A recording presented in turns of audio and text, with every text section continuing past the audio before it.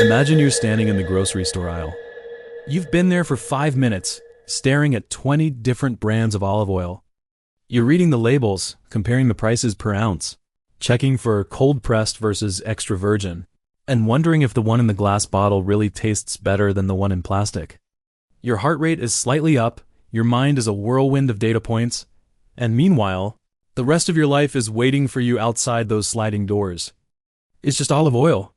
But in that moment, it feels like a monumental life choice. This is the analysis paralysis trap. We do it with the small stuff, like what to eat for dinner. And we do it with the massive stuff, like whether to quit a job or end a relationship. We convince ourselves that if we just think about it for 5 more minutes, or read one more review, or ask one more person's opinion, the perfect answer will suddenly reveal itself. But here's the hard truth. Overthinking isn't a sign of intelligence or due diligence. It's a form of fear. It's the fear of making a mistake, the fear of regret, and the fear of being wrong. And while you're busy trying to find the perfect path, the most valuable thing you have, your time, is bleeding away. Today, we are putting a stop to the cycle. I'm going to share 4 rules that will simplify every decision you ever have to make. These aren't just productivity hacks. They are cognitive shifts that will help you reclaim your mental energy and finally take action. Rule number 1, the 2-minute rule for micro decisions. Most of the mental clutter we carry around isn't made of big, life-changing choices. It's made of micro decisions. Should I reply to this email now or later? Should I put those clothes in the dryer or wait until tomorrow? Should I book that dentist appointment today? Individually, these take seconds. Collectively, they create a decision debt that weighs on your brain all day long. When you leave a small decision unmade, your brain keeps it in its active working memory. This is known as the Zeigarnik effect, the tendency to remember uncompleted tasks more than completed ones. Your brain is literally pinging you over and over, remind you that you haven't decided yet. The rule is simple. If a decision and the resulting action take less than 2 minutes, make the decision immediately. Don't put it on a to-do list. Don't think about it. Just decide and do. By clearing these micro decisions off your plate the moment they arrive, you preserve your decision fatigue reserves for the things that actually matter. You'll find that when you stop overthinking the small stuff, you suddenly have the clarity to handle the big stuff. Rule number 2, the 10th of October 10 rule for perspective. When we are stuck in an overthinking loop, it's usually because we are zoomed in too far. We are looking at the decision through a microscope, seeing every tiny flaw and potential risk. We lose sight of the horizon. To break out of this, you need to use the 10th of October 10 rule, popularized by business journalist Susie Welch. When you feel the panic of a decision rising, ask yourself 3 questions.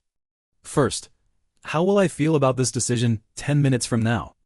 Second, how will I feel about it 10 months from now? Third, how will I feel about it 10 years from now? Let's say you're overthinking whether to send a slightly difficult email to a colleague.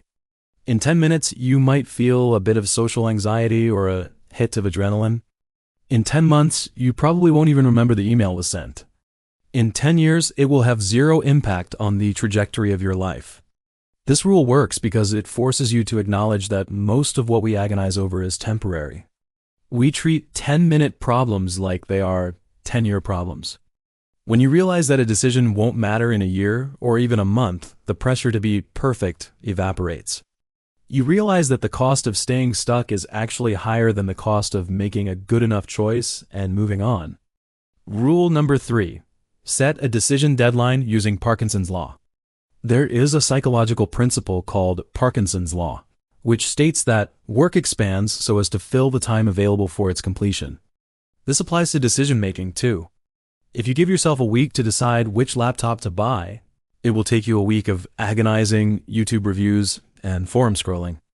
If you give yourself 30 minutes, you'll probably find the same laptop, but you'll have saved 6 days and 23 hours of stress.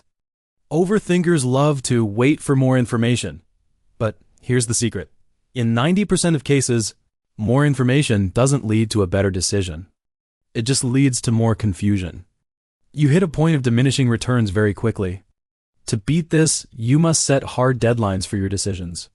For small things like choosing a restaurant, give yourself 30 seconds. For medium things like a weekend trip, give yourself 1 hour of research and then book it. For major life changes, give yourself a few days of deep reflection, but once that clock hits 0, you must commit. A decision made today is almost always better than a perfect decision made 3 months late.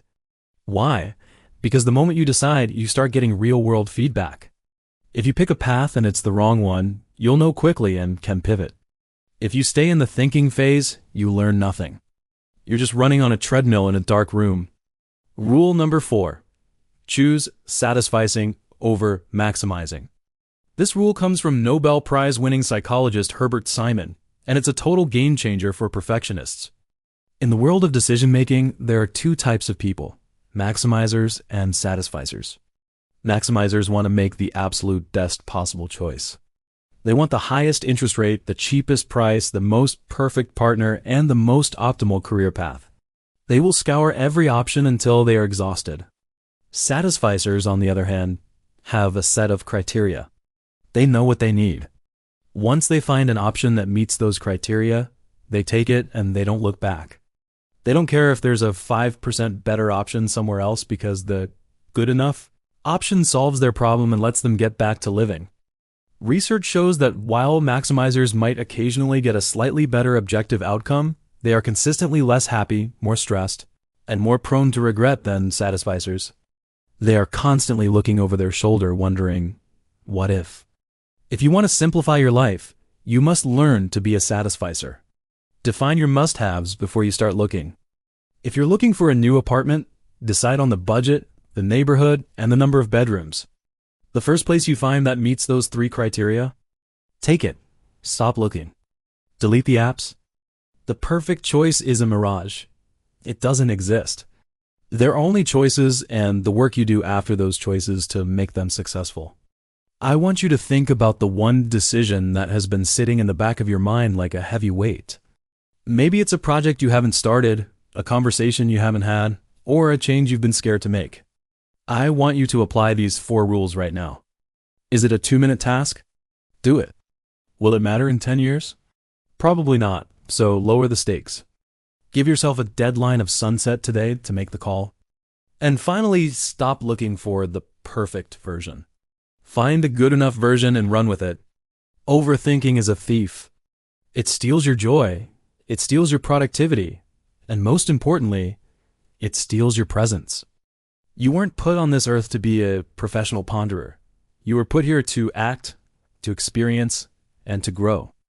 The magic happens in the doing, not the thinking. Every time you make a quick, decisive choice, you are training your brain to trust itself. You are building the muscle of confidence. And eventually, you'll realize that you don't need to see the whole staircase to take the first step. You just need to move. So, go make that decision, not tomorrow. Not after one more bit of research now. You'll be amazed at how light you feel the moment you let go of the what ifs and embrace the what is. Thank you for listening. Now, stop thinking and start living.